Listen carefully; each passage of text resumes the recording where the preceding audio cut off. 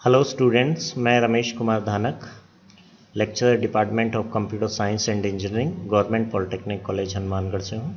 GPC Hanumangarh के इस YouTube channel पर आपका हार्दिक स्वागत है। Please scan this QR code and press bell icon to subscribe our channel GPC Hanumangarh for more videos. जैसा कि हमने पिछले लेक्चर में पढ़ा था, प्रिंटर्स, स्कैनर्स, वेबकैम और बारकोड रीडर, ये कुछ इनपुट और आउटपुट डिवाइसेस थी जिनको हमने डिस्कस किया था।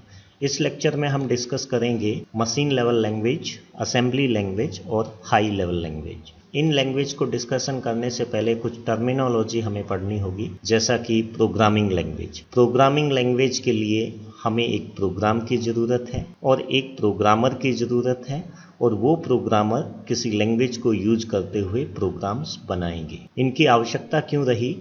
क्योंकि कंप्यूटर से हमें कुछ टास्क परफॉर्म करवाने हैं और उन टास्क को कंप्लीट करने के लिए हमें कंप्यूटर की ही लैंग्वेज में उसे इंस्ट्रक्शंस या कुछ निर्देश देने होते हैं। इसके लिए यूजर को कंप्यूटर की लैंग्वेज में जो प्रोग्राम लिखते हैं उस प्रोग्राम को लिखना आना चाहिए। तो सबसे पहले हम पढ़ते हैं प्रोग्राम। प्रोग्राम है वो इंस्ट्रक्शन सेट है जो कि कमांड्स का एक समूह है, प्रोग्राम कहा जाता है। प्रोग्राम के बिना कंप्यूटर है वो किसी निर्देश को फॉलो नहीं करता है। जैसा कि कंप्यूटर में हम 2+2 का अगर आउटपुट देना हो तो कैलकुलेटर बना हुआ है, तो लेकिन जो कैलकुलेटर बनाया गया है बैकएंड पे, उसके लिए एक प्रोग्राम सेट किया गया जो कि हमें आउटपुट प्रोवाइड करता है। साधारण भाषा में हम कहें तो प्रोग्राम क्या है? एक सेट ऑफ सीक्वेंशियल इंस्ट्रक्शंस है, एक निश्चित क्रम के निर्देशों का एक समूह है, प्रोग्राम कहलाता है। प्रोग्रामर क्या होता है? प्रोग्रामर वो पर्सन है जो कि उन इंस्ट्रक्शन सेट को लिखता है, यानी वो कोड जो कंप्यूटर के समझ में आता है उसे हम प्रोग्रामर कहते हैं। प्रोग्रामर को हम कोडर भी कह सकते हैं और सॉफ्टवेयर डेवलपर भी कहते हैं। अब बात करते हैं लैंग्वेज की। लैंग्वेज क्या है? बेसिकली नॉर्मल, अगर साधारण लैंग्वेज की अगर हम बात करें तो हम एक दूसरे से कम्युनिकेट करना चाहते हैं। हम अपने जो थॉट्स हैं, अपने जो विचार हैं वो दूसरों के सामने रखते हैं, तो हमें लैंग्वेज की ज़रूरत रहती है। ये लैंग्वेज है वो एक कम्युनिकेशन का मीडियम है। प्रोग्रामिंग लैंग्वेज की बात करें तो कंप्यूटर लैंग्वेज से होता है, उसका मतलब डेवलपर और प्रोग्रामर है उन लैंग्वेजेस को यूज करते हुए प्रोग्राम बनाता है, प्रोग्रामिंग लैंग्वेज कहलाती है। अगर कंप्यूटर लैंग्वेज को क्लासीफाई करें या उसके प्रकार देखें तो वो बेसिकली 2 प्रकार की होती है, लो लेवल लैंग्वेज और high level language. Basically computer है वो जो लैंग्वेज समझता है, जिस पर वो आधारित है, वो है बाइनरी लैंग्वेज, यानी 0 और 1 की फॉर्म में ही कंप्यूटर समझता है। कोई भी निर्देशों का समूह अगर हम उसको देंगे तो वो केवल 0 और 1 की फॉर्म होगी, और वो 0 और 1 की फॉर्म लो लेवल लैंग्वेज कहलाती है। और ये 2 प्रकार की होती है, मशीन लेवल लैंग्वेज और असेंबली लेवल लैंग्वेज। तो सबसे पहले हम स्टडी करते हैं मशीन लेवल लैंग्वेज को। मशीन लेवल लैंग्वेज क्या है? Machine level language programming language का एक टाइप है जिसमें जो इंस्ट्रक्शन हम लिखते हैं वो 0 और 1 केवल और केवल बाइनरी की फॉर्म में लिखते हैं, जो कि मशीन को समझ में आता है। ये जो प्रोग्राम प्रोग्रामर बनाएगा वो ह्यूमन है, उसको रीड नहीं कर पाएगा, क्योंकि 0 और 1 की फॉर्म में ही लिखा जाता है। तो 0 और 1 की फॉर्म में जो कोड होता है वो बाइनरी कोड होता है। इस लैंग्वेज में जो भी इंस्ट्रक्शन आप यूज करेंगे उनका बाइनरी कोड, जो हमारा कंप्यूटर आस्की कोड पे बेस्ड है, सभी कैरेक्टर्स और नंबर्स हैं उन आस्की कोड की फॉर्म में लिखते हैं, और उसी आस्की कोड की फॉर्म को यूज करते हुए प्रोग्रामर है प्रोग्राम बनाता है। इसे हम फर्स्ट जनरेशन लैंग्वेज भी कहते हैं, और ये ह्यूमन रीडेबल नहीं होती है। ये मशीन डिपेंडेंट लैंग्वेज है, यानी जिस मशीन पे हमने प्रोग्राम बनाया है वो केवल उसी मशीन पे एग्जीक्यूट होता है। डिफरेंट टाइप ऑफ मशीन्स का आर्किटेक्चर अलग होता है, तो डिफरेंट टाइप ऑफ कोड्स हमें लिखने पड़ते हैं। तो ये मशीन लेवल लैंग्वेज है। सिंपली मशीन लेवल लैंग्वेज है वो एक लैंग्वेज है जो कि 0 और 1 की फॉर्म में होती है। तो 0 और 1 की फॉर्म में है तो इस लैंग्वेज के कुछ एडवांटेजेस भी हैं और डिसएडवांटेजेस। एडवांटेजेस की अगर हम बात करें तो सबसे पहले इसका फ़ायदा क्या है, जिस लैंग्वेज में प्रोग्राम लिखा है वही लैंग्वेज हमारा कंप्यूटर समझता है, यानी मशीन रीडेबल फॉर्म में होता है। इसीलिए इसको कंपाइल और ट्रांसलेट करने की ज़रूरत नहीं होती है और कंप्यूटर डायरेक्टली इसको एग्जीक्यूट कर देता है। कंप्यूटर को आउटपुट देने में बहुत कम समय लगता है। अगर हम डिसएडवांटेज की बात करें तो प्रोग्रामर है, सभी कोड्स जो इंटरेक्शंस में आज की कोड यूज हो रहे हैं उनको याद करना होता है, जो कि एक प्रोग्रामर के लिए डिफ़िकल्ट होता है।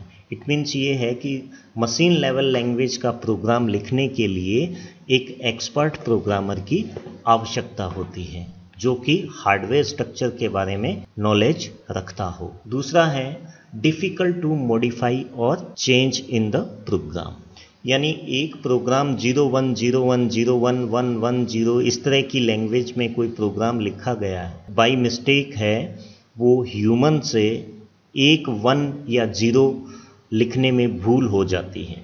पूरा प्रोग्राम लिखने के बाद जब उसे एग्जीक्यूट करने जाते हैं तो एरर बताता है। तो वो एरर मॉडिफाई करने के लिए प्रोग्रामर को सबसे पहले वो ढूंढना पड़ता है कि कहाँ पे मैंने मिस्टेक की है। अगर 5000 लाइन का प्रोग्राम है तो 5000 लाइन में बहुत सारे वर्ड होंगे, 1000 10,000 01 होंगे। 10,000 01 में एक कहाँ पे गलती हुई है वो फाइंड आउट करना मुश्किल हो जाता है। इसीलिए ये डिफ़िकल्ट होती है मॉडिफाई और चेंज करने के लिए। तीसरा जो डिसएडवांटेज है वो है मशीन डिपेंडेंट। मशीन डिपेंडेंट का मतलब है अलग अलग कंप्यूटर का अलग अलग इंटरनल आर्किटेक्चर या इंटरनल स्ट्रक्चर होता है और अलग अलग आर्किटेक्चर की वजह से प्रोग्राम का फॉर्मेट भी अलग अलग होता है। तो जिस मशीन पे प्रोग्राम को बनाया है केवल उसी मशीन पे ही मशीन लेवल लैंग्वेज के प्रोग्राम को एग्जीक्यूट कर सकते हैं। डिसएडवांटेज है हमारे मशीन लेवल लैंग्वेज में। अब जो हमारी सेकंड लो लेवल लैंग्वेज है उसे हम असेंबली लैंग्वेज कहते हैं। जो मशीन लेवल लैंग्वेज में डिफ़िकल्टी आई कि हम बाइनरी कोड लिखते वक्त 01 को यूज करते हैं, उसको थोड़ा सा सिंपल किया गया, उस पर रिसर्च करके उसको थोड़ा सा सिंपल फॉर्म में बनाया गया और जो भी हमारे उसमें ऑपरेशंस होते हैं जो कि मैथमेटिकल ऑपरेशन या लॉजिकल ऑपरेशन या रिलेशनल ऑपरेशंस, वो सारे ऑपरेशंस हैं। उन ऑपरेशंस के कोड को एक सिंबॉलिक नेम दे दिया गया जिसे हम निमोनिक बोलते हैं। उन निमोनिक्स को यूज करते हुए प्रोग्राम बनाया जाता है, यानी थोड़ा सा मशीन लेवल लैंग्वेज को आसान कर दिया। सब्ट्रैक्शन के लिए केवल SUB कैपिटल लेटर में यूज करते हैं, एडिशन के लिए हम ADD यूज करते हैं। तो इस तरह से शॉर्ट फॉर्म बना दिए गए ऑपरेशंस के और इसे हम सेकंड जनरेशन लैंग्वेज भी कहते हैं। लेकिन इसमें एक प्रॉब्लम आएगी, वो ये कि असेंबली लैंग्वेज कोड के फॉर्म में लिखी जाती है लेकिन कंप्यूटर है वो सारी लैंग्वेजेस को एक ही फॉर्म में समझता है, वो है मशीन कोड, यानी 0 और 1 की फॉर्म में। इस प्रॉब्लम को सॉल्व करने के लिए हमें एक एक्सटर्नल सॉफ्टवेयर की ज़रूरत रहती है जो कि असेंबली लैंग्वेज को कन्वर्ट कर देता है मशीन लेवल लैंग्वेज में, और उस सॉफ्टवेयर को हम कहते हैं असेंबलर। तो ये असेंबलर है वो एक तरह का ट्रांसलेटर होता है जो कि असेंबली लैंग्वेज को ट्रांसलेट कर देता है बाइनरी लैंग्वेज में, यानी मशीन लैंग्वेज में। तो ये एक डिफ़िकल्टी असेंबली लैंग्वेज के साथ हो सकती है। अब अगर हम डिसएडवांटेज और एडवांटेज की बात करें तो जो डिसएडवांटेज हमारा मशीन लेवल लैंग्वेज का था, मॉडिफाई और चेंज करना मुश्किल हो जाता है, वो असेंबली लैंग्वेज का एडवांटेज बन गया है। क्योंकि असेंबली लैंग्वेज में कोड सिंबॉलिक फॉर्म में होते हैं, इसीलिए प्रोग्रामर को अच्छी तरह से समझ आ जाते हैं, आसानी से वो मॉडिफाई कर सकता है और जो भी बग का मतलब कोई एरर अगर आ गया है तो उसको फाइंड भी कर सकता है। तो ये एक एडवांटेज है हमारे असेंबली लैंग्वेज का। दूसरा efficiency of machine language. Machine language में प्रोग्राम जो भी लिखा गया है वो सारे के सारे मशीन प्रोग्रामिंग कोड मशीन से संबंधित होते हैं।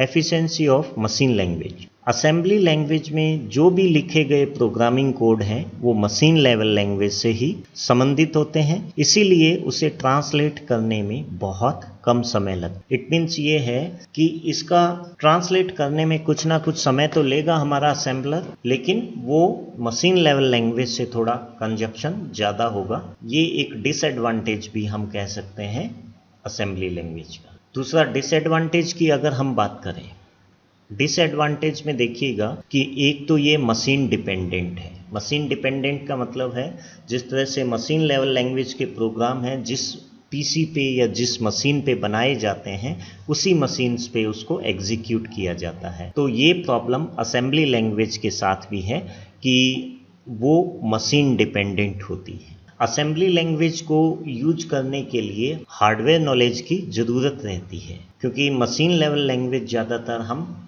लॉजिकल स्ट्रक्चर और हार्डवेयर से कोई फंक्शन एग्जीक्यूट करवाना है उसके लिए ज़रूरी है। तीसरा जो डिसएडवांटेज है वो है टाइम कंज्यूमिंग। चूँकि ये मशीन डिपेंडेंट है, असेंबली लैंग्वेज को कन्वर्ट करने के लिए बाइनरी लैंग्वेज में एक ट्रांसलेटर का यूज किया जाता है, तो वो ट्रांसलेटर कुछ समय लेता है जो कि असेंबली लैंग्वेज को कन्वर्ट करने में मशीन लेवल लैंग्वेज में, तो वो टाइम कंज्यूमिंग प्रोसेस है। इसीलिए असेंबली लैंग्वेज का एक डिसएडवांटेज ये भी है कि ये ट्रांसलेट करने में कुछ समय लेता है। धीरे धीरे लैंग्वेजेस पे डेवलपमेंट हुआ और उनको सुधारने की कोशिश की गई। हाई लेवल लैंग्वेज को डेवलप किया गया। हाई लेवल लैंग्वेज वो होती है जो यूजर है वो अपने ही लैंग्वेज में प्रोग्राम को लिख सकता है। ऐसी लैंग्वेजेस को हाई लेवल लैंग्वेज कहते हैं। बिल्कुल यूज़र फ्रेंडली होती है। इट मीन्स ये है यूज़र को ज़्यादा डिफ़िकल्टी नहीं होती machine code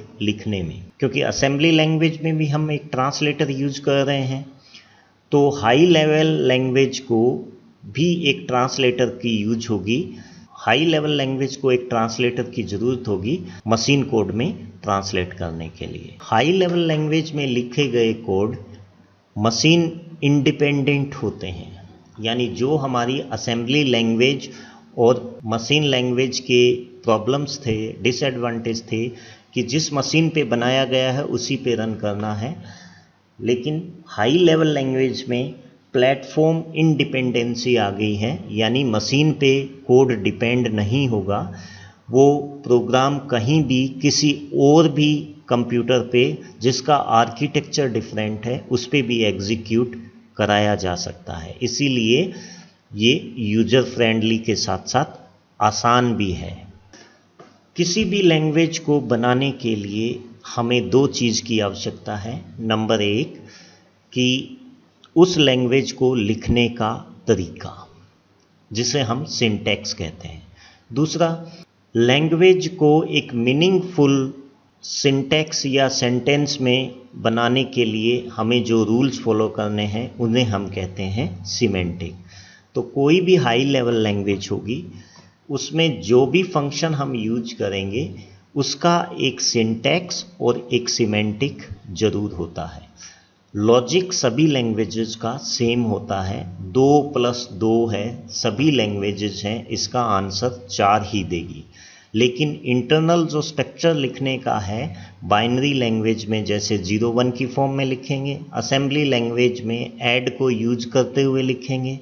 high level language का जो अलग अलग लैंग्वेज होती हैं उन सभी का अलग अलग सिंटैक्स और सिमेंटिक होता है। उन दोनों को यूज करते हुए 2+2 को जोड़ने के लिए प्रोग्राम बनाए जा सकते हैं।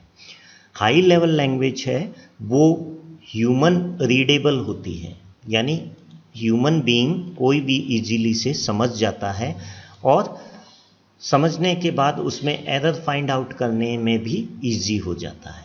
दूसरा, सभी हाई लेवल लैंग्वेज को ट्रांसलेट करने के लिए जिस प्रकार की लैंग्वेज है उसी का ट्रांसलेटर यूज करना होता है मशीन लेवल लैंग्वेज में कन्वर्ट करने के लिए।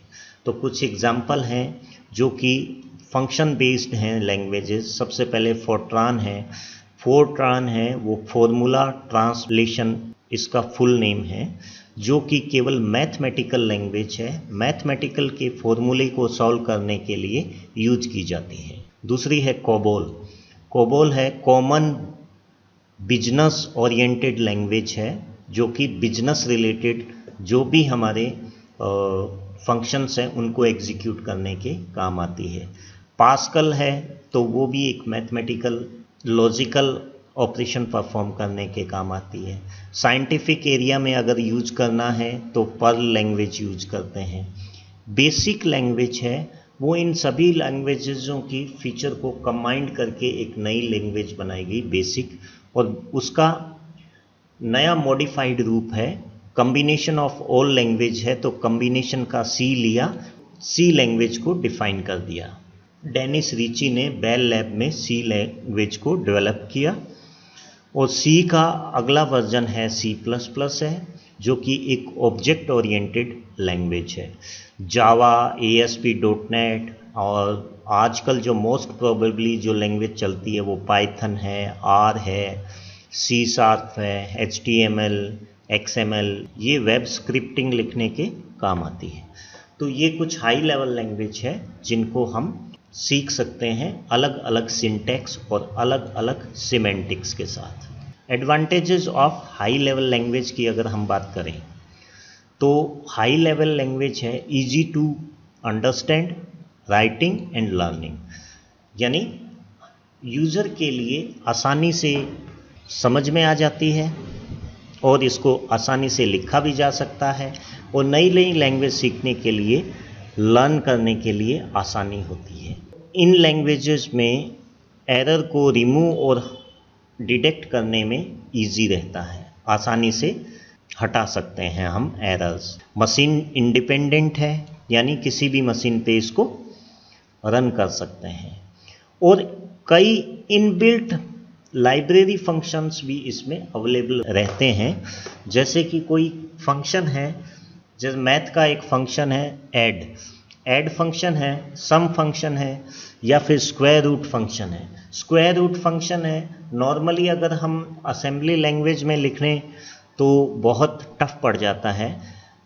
हाई लेवल लैंग्वेज है, एक फंक्शन का नाम दे देती है रूट, SQRT, जो कि इजी से आपको स्क्वायर रूट कैलकुलेट करके दे देता है। तो कई इसमें लाइब्रेरी फंक्शंस भी अवेलेबल रहते हैं। तो हाई लेवल लैंग्वेजेस के डिसएडवांटेज में अगर देखें तो सबसे पहला तो प्रॉब्लम ये आता है कि जब भी हम हाई लेवल लैंग्वेज को कन्वर्ट करते हैं लो लेवल लैंग्वेज यानी मशीन लैंग्वेज में, तो हमें एक सॉफ्टवेयर की ज़रूरत होती है जो कि कंपाइलर कहलाता है। कंपाइलर का काम ये है कि हाई लेवल लैंग्वेज के सिंटैक्स और सिमेंटिंग को बदल देता है 0-1 की फॉर्म में।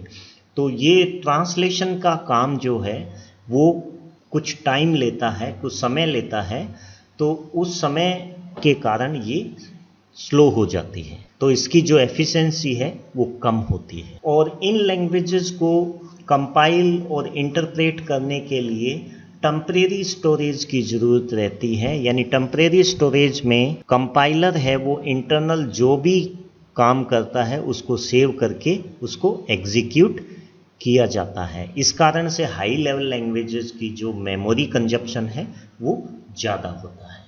तो इस लेक्चर में हमने पढ़ा है 3 तरह की लैंग्वेजेस को, low level, high level. Low level में हमने पढ़ा मशीन लेवल लैंग्वेज और असेंबली लैंग्वेज, और हाई लेवल लैंग्वेज के कुछ एग्जांपल्स हमने देखे। अगले लेक्चर में हम पढ़ेंगे वेब एड्रेस और URL, IP एड्रेस और ईमेल के। Please scan this QR code to subscribe our channel GPC Hanumangarh for more videos. Thank you very much for watching this video.